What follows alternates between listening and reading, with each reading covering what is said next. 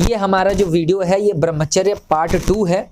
जैसा कि आप सभी को पता है कि हमने इससे पहले वाले वीडियो में बात करी थी कि ब्रह्मचर्य को हमें बहुत बढ़ा चढ़ा करके नहीं देखना है, हमें उसे कोई लक्ष्य बना करके उस पर चलना नहीं है कि हमने इसको लक्ष्य बना दिया है अब हमें ये करना ही करना है। ऐसा नहीं करना है, हमें उसे अपने खोपड़ी का एक बहुत ही जटिल कॉन्सेप्ट बना करके नहीं रखना है कि हमें ऐसे नियम कानून ऐसे कायदे फॉलो करने हैं तभी हम ब्रह्मचारी हैं।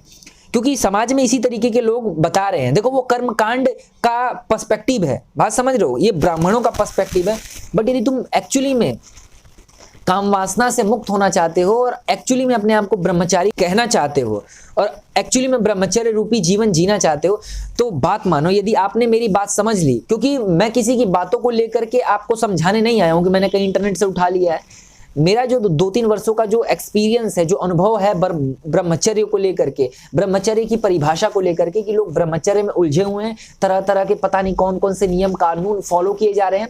और ध्यान रखना, जैसे ही हम किसी एक सरल सी चीज को जो बहुत सरल है बहुत सहज है उसको हम एक कॉन्सेप्ट बना करके उसको एक लक्ष्य बना करके जबरदस्ती उसको फॉलो करना चाहते हैं, जैसे ही हम दमन करना चाहते हैं तो विश्वास मानो जहां पर आप दमन करना शुरू कर देते हो ना वहां पर वो चीज बाहर निकलना चाहती है। जैसे ही आप दमन मांगोगे वैसे ही वो बाहर निकलेगी। जैसे क्या होता है ना कि सपोज दैट पाइप है, पाइप में पानी आ रहा है और आपने उसको क्या किया ना, हाथ से दबा दिया, दमित कर दिया है, तो वो प्रेशर बनाता जाएगा और एक बार क्या होगा ना कि आपका हाथ फाड़ करके वो पानी बाहर निकल जाएगा। तो हमें ये काम नहीं करना है। तो हमने पिछली वीडियो में बात करी थी, यदि आपने नहीं देखा तो वीडियो के डिस्क्रिप्शन में मैं उसका लिंक दे दूंगा, जाकर के उस वीडियो को अच्छे से देख लो कि हमें इसको बहुत ही सरल बहुत ही सहज, जितना हो सके उतना सहज रूप में देख सके और अपना जीवन ढंग का कर सके।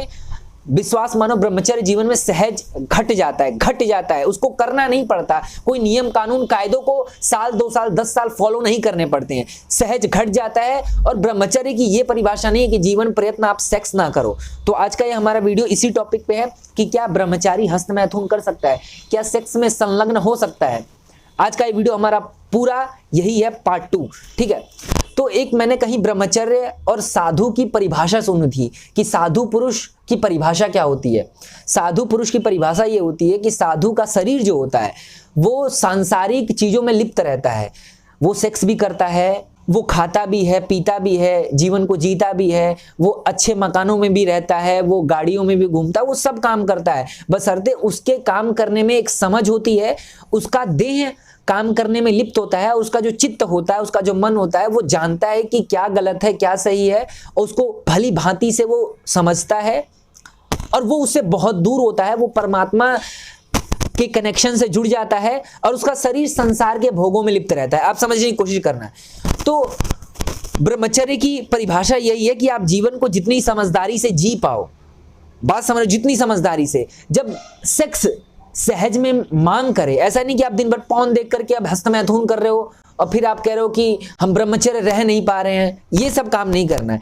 ब्रह्मचर्य मतलब ये कि आपका शरीर सेक्स में जाए, आप भी शरीर के भोगों को भोगो, लेकिन उतना ही जितना शरीर के जरूरी है।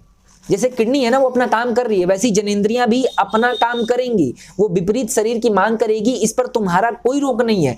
जैसी तुम किसी लड़की को देखते हो ना, ये जो प्राकृतिक है, ये जो प्रकृति है, ये सहज में स्त्री को देखने के बाद तुरंत इस शरीर में, इस प्राकृतिक में केमिकल रिएक्शन रिलीज करती है और कहती है कि तुम उस स्त्री से संसर्ग करो ताकि ये अपने आप को एक्सपेंड कर सके। प्रकृति अपने आप को बढ़ाना चाहती है, इसी कारण ये तुम्हें वासनाओं में और संभोग में लिप्त करती है। संभोग देखो कितनी घृणित चीज है, मलमूत्र का द्वार है, लेकिन प्रकृति ऐसी है कि उन्हीं चीजों को संभोग के क्षणों में खूबसूरत बना देती है, उन्हीं चीजों में आनंद आने लगता है।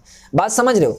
तो हमें कुल मिला जुला करके संभोग में जाना है, काम वासना में जाना है, संसार के भोगों को भोगना है, बट एक समझदारी के साथ, एक अंडरस्टैंडिंग के साथ, साधु की समझ के साथ। समझ रहे हो, साधु जाएगा इन चीजों में, लेकिन उसके पास एक समझ होगी, उसको पता है कि कौन सी चीज मेरे लिए गलत है, कौन सी चीज सही है। क्या मुझे सेक्स में जाना, संभोग में जाना सही है तो वो जाएगा, और उसको पता है कि वो गलत है तो वो नहीं जाएगा, ठीक है ना। और बिल्कुल साधु पुरुष भी संसार के सभी भोगों को भोगता है, लेकिन जागता हुआ भोगता है। वो पीछे खड़ा होकर के साक्षी भाव से देखता रहता है और उसका शरीर भोगों में लिप्त रहता है। भोगों का मतलब ऐसा ही नहीं कि अब भोगने का आदी हो गया है, नहीं, उसको पता है मुझे कितना भोगना है। तो ब्रह्मचर्य की यही परिभाषा है। अगर आप एक्चुअली में ब्रह्मचारी बनना चाहते हो तो साधु बनो, एक समझ पैदा करो, एक अंडरस्टैंडिंग हो आपके पास कि मुझे किन चीजों में कितना लिप्त होना है, किन चीजों को किस हिसाब से लेना है, किस चीज को कैसे समझना है। यदि ये आप में एटीट्यूड आ जाता है, ये आप में समझ आ जाती है, तो विश्वास मानो यही एक्चुअली ब्रह्मचर्य की परिभाषा है, यही असल का ब्रह्मचारी है। और बड़ी बड़ी परिभाषाओं को बना देने से, बड़े बड़े नियम कानून को फॉलो करने से और अपना शरीर और अपने मन को दमित करने पर कुछ नहीं मिलता। आगे चल करके आप भी राम रहीम जैसे हो जाओगे। जो लोग दमित करते हैं, कहीं ना कहीं बुढ़ापे में ये जो काम वासना होती है, जो देह का आकर्षण होता है विपरीत देह के प्रति, वो उजागर होता है और आपका पूरा जीवन जो एक आपने ब्रह्मचर्य रूपी जीवन बनाया था, दमित किया था अपने आप को, वो दमन अचानक से वो दबे हुए पानी की तरह अचानक से बौछार की तरफ पूरी तरीके से फैल जाएगा और पूरा जीवन आपका चौपट कर देगा। जो आपने एक इमेज बनाई हुई थी संसार में ब्रह्मचारी की, सब चौपट हो जाती है। तो दमन मत करो, जिस चीज की जितनी आवश्यकता है उसको उतना ही मूल्यवान मानो, उतना ही जीवन में उसको मूल्यता दो। जीवन बहुत सरल हो जाएगा और आप एक्चुअली में ब्रह्मचारी कहोगे। ठीक है ना? आई होप कि मैं जो कहना चाहता हूं उसे आप समझ पाए होगे।